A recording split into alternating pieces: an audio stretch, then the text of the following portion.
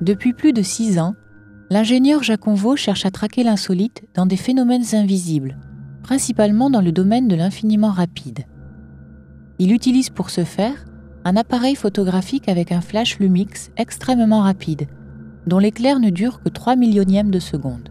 Bien que les prises de vue soient très complexes, ses travaux portent avant tout sur des phénomènes issus du quotidien, comme une canette qui se brise au sol ou encore une goutte tombant dans la cafetière.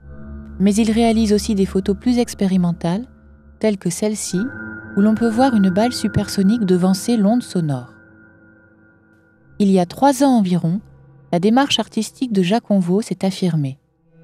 Il développe une approche transdisciplinaire pour contribuer à la philosophie humaniste. Il construit ainsi des analogies entre des phénomènes humains et des phénomènes de sciences physiques.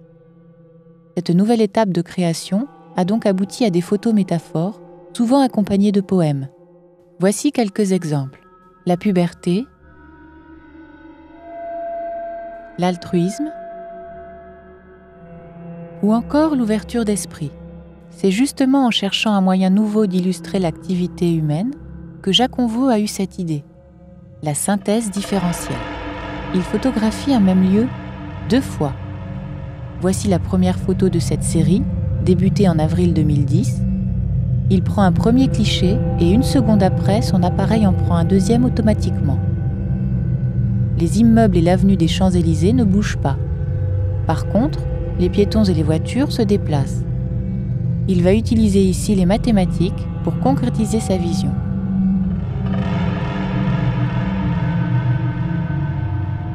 La chose principale qu'il faut savoir, c'est qu'en photographie numérique noir et blanc, le noir est égal à la valeur 0 et le blanc est égal à la valeur 255.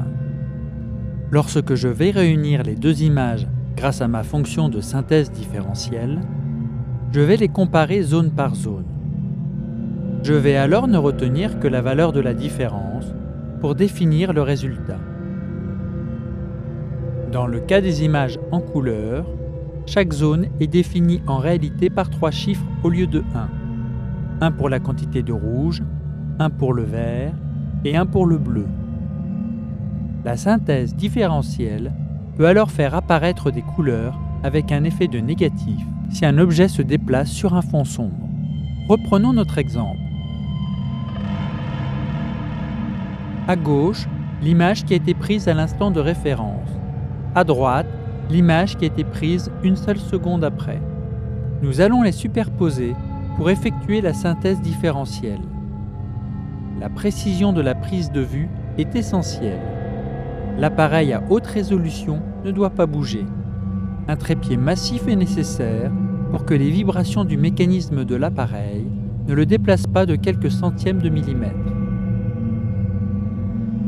La synthèse est optimum lorsque tous les objets immobiles deviennent noirs. On peut alors rendre le résultat plus lisible en augmentant la dynamique lumineuse. Nous pouvons ainsi nous promener sur les Champs-Élysées comme jamais auparavant. Nous voyons quelle distance parcourt un piéton en 1 seconde. Et à l'inverse, nombre de voitures deviennent invisibles du fait de leur immobilité au feu rouge.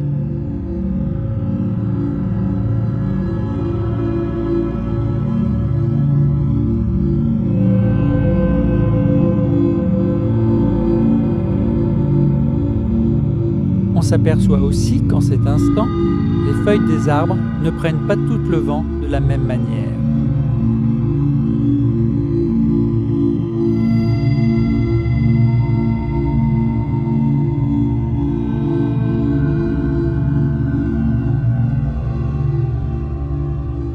Enfin, entre le premier plan et la place de la Concorde, l'effet d'1 seconde paraît bien moindre.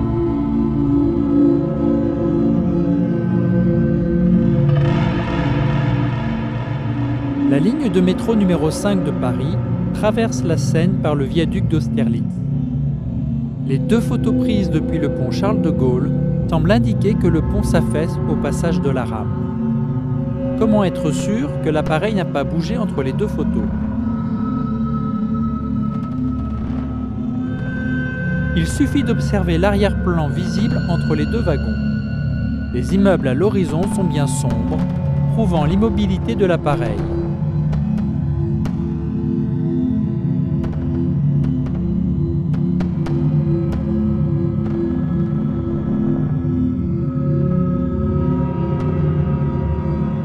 La rame de métro, qui pèse environ 125 tonnes, provoque ainsi un enfoncement du viaduc de presque 3 cm.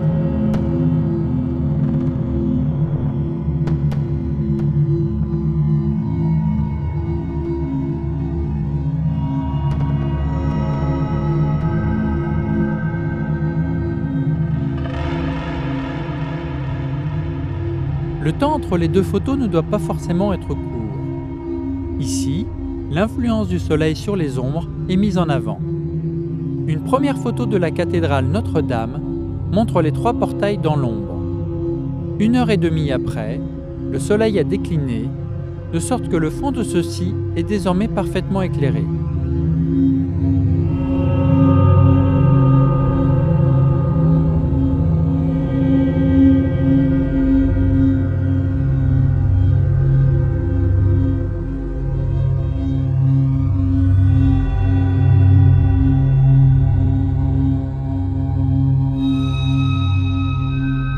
La lumière du soleil étant devenue en cette fin de journée plus orangée, ce qui était constamment éclairé n'est pas noir mais bleu par le fait de la synthèse différentielle.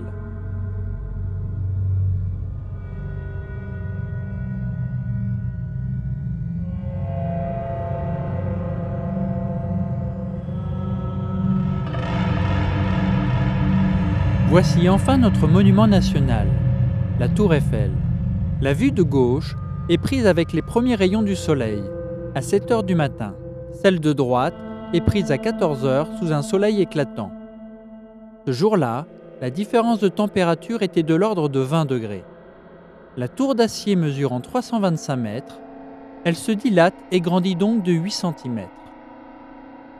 D'autres phénomènes optiques complexes, liés notamment à la variation de température de l'air, contribuent à décaler l'image de droite vers le haut.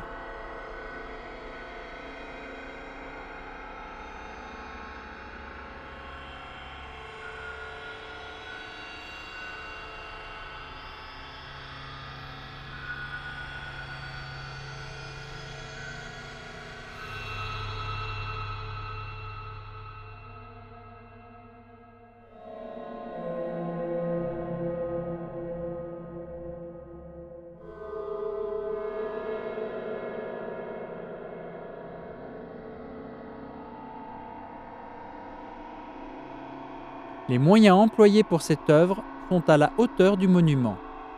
Il aura fallu attendre à côté de l'appareil 7 heures durant. 96 millions de pixels ont ainsi été comparés un à un. Le fichier de travail pèse plus de 7 gigaoctets.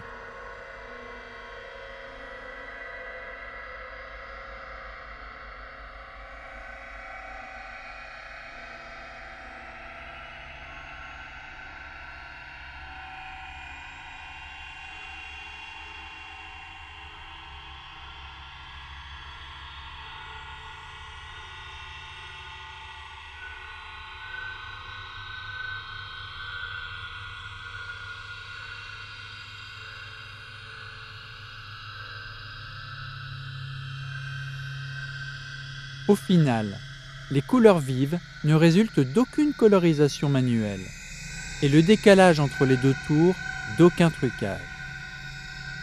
Voilà terminée cette revue de mon procédé de synthèse différentielle. Grâce à mon invention, la dilatation est visible à l'œil nu pour la toute première fois.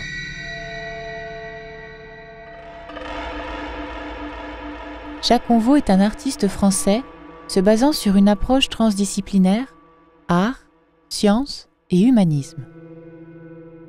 Il a tenu des conférences sur ce thème au CNRS, en IUFM et en université.